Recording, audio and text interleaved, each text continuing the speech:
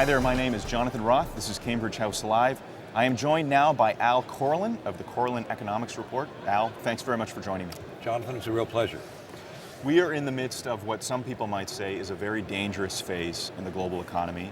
What do you see from a macro point of view of what's going on out there? Jonathan, I don't think it's dangerous, I think it's terrifying. I really do. We're living in I've got a couple of years on you, and I've been in the business a long time, and I have never seen economic conditions as tenuous as they are right now, regardless of where you're looking at in the world, whether you're talking about the United States, whether you're talking about Europe.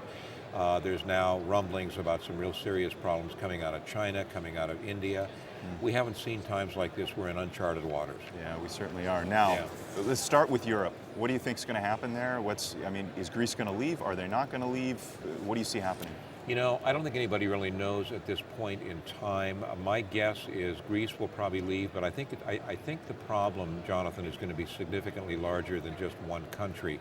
You know, you look at Greece, you look at Italy, you look at what's going on in Spain right now with the banks. They have to do some serious reorganization over there, and I think I don't see any way that can be avoided. I really don't.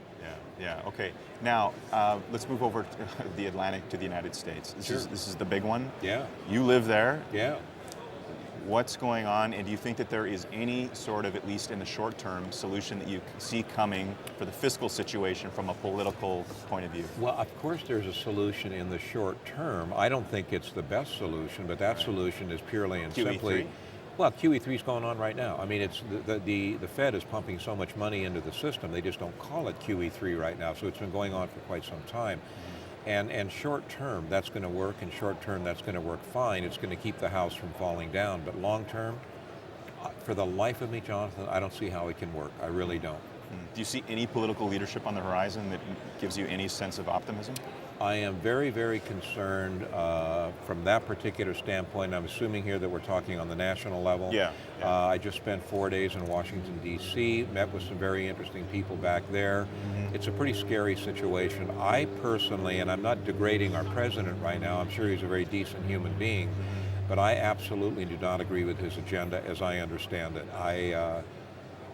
To me, it's terrifying. If in fact Mitt Romney gets the nomination, which I'm sure that he will, is that going to be a solution? Is that going to basically, solve all the problems? I really don't think so. I don't see, quite frankly, a big difference between the two of them in a very basic sense. Okay. Now, what about Asia? What's going on there? We see China, the growth slowed slightly in the first quarter of 2012. India, it slowed down a little bit.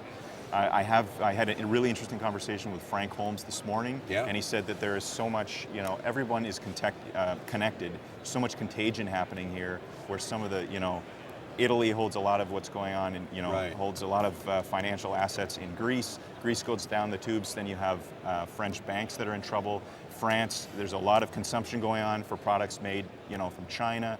So, there's a lot of interconnectedness here going on. There's a huge, the world is very, very interconnected. There are some very negative things about China. One of my listeners just emailed me a presentation that Steve Savell gave just recently about China, and he said, something a lot of people don't realize is, number one, Europe going into a recession, a serious recession. Well, guess who the biggest importer of Chinese products are? Gee, it's Europe, point number one. Point number two, apparently the banking system in China is really, I don't want to say it's on the ropes, Jonathan, because I don't think that it's that bad, but apparently it's not particularly solid right now. China, I think, is a very big question mark right now. I really do. India, well, they're plugging along. The latest numbers were 5.4% growth. My only comment on that is it's better than the United States. Yeah, there's no question about that. Yeah. Okay, now let's talk a little bit about what's going on with you and the junior resource market here. I know that I've read that you have 50% of your assets locked up in resource stocks. That's correct? Correct. Combination of resource stocks and the commodities themselves. Yes, right. Correct. Okay. Yeah. What do you see happening here in the short term? Some people think that we might have hit a bottom a couple of weeks ago. Some people say it might, we're looking at still a few more months to go. What do you see happening? Okay, in my humble opinion, we are not sellers right now, and I don't see myself becoming a seller in the near future.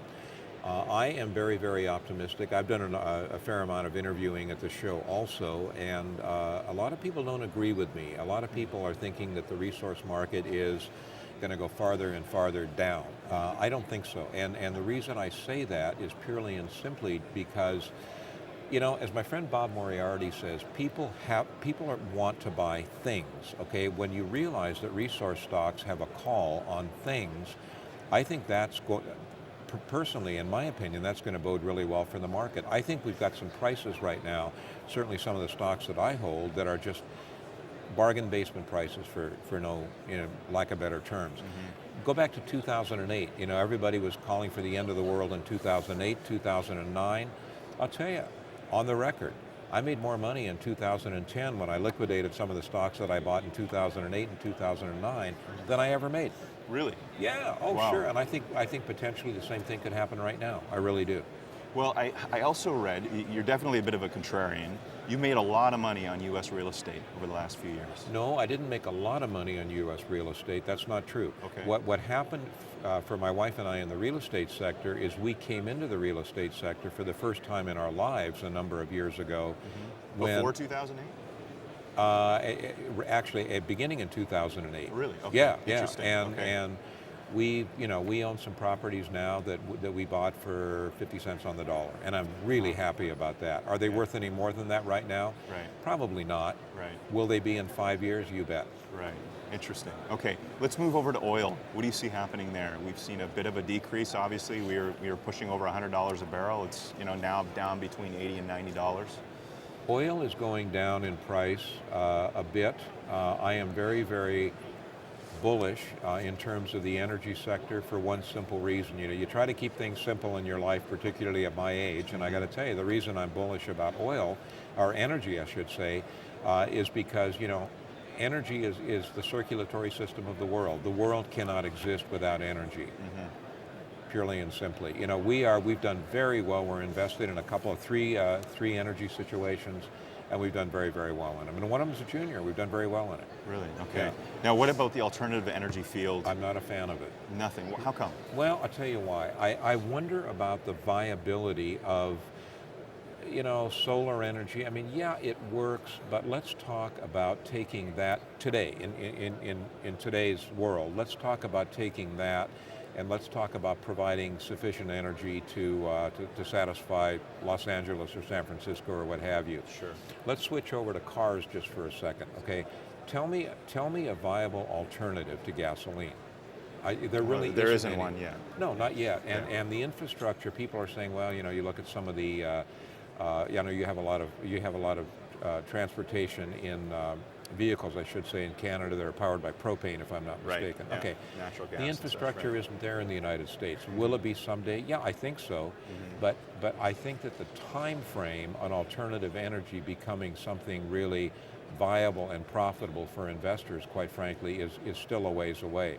Look the federal government has lost big money. Yeah. Our government has lost big money. I, as a taxpayer, have lost big money by some of the investments that the current administration has made in alternative situations. I was going to ask you, we have 30 seconds left. Sure. Obviously, you're not a fan of, given down that track, you're not a fan of solar. Of solar? Yeah. I'm not saying I'm not a fan of solar. I'm saying I don't think solar is as viable as it needs to be. I mean, can somebody do something with a house with a small area with solar energy? Of course they can, but let's talk about using it. Let's talk about having it replace electricity at this point. I don't think so. It's not there. Well, listen, I really appreciate your time. Thanks for joining us today and look forward to the next time. Jonathan, real pleasure. Thanks, my friend. Yeah, no problem.